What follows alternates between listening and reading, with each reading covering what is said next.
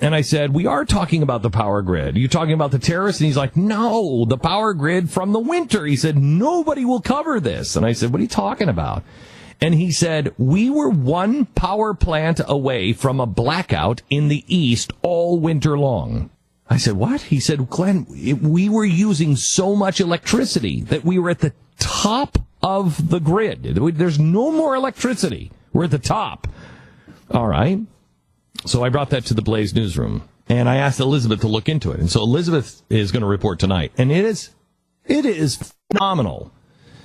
She's going to report tonight about how 75% of the power stations, the electrical generation power stations, 75% of those power stations that are scheduled to be closed at the 1st of January next year were online at full capacity, and they were looking for more power. We were one power generator. If one of them would have gone offline, the entire grid would have shut off.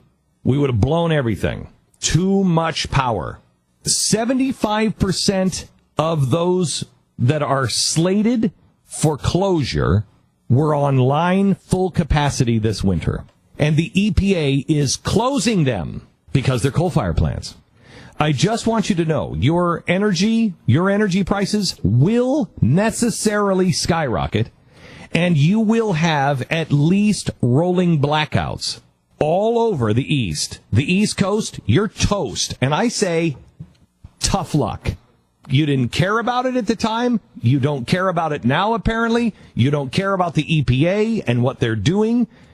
You've got to wake people up to this. I know you're grabbing me by the lapels going, I know, I'm trying.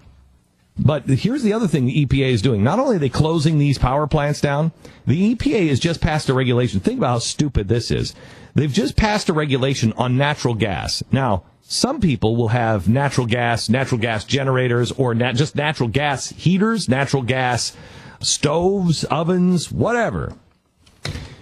The EPA has just passed a regulation that all of the pumps for the natural gas now have to be electric. They cannot be run by natural gas.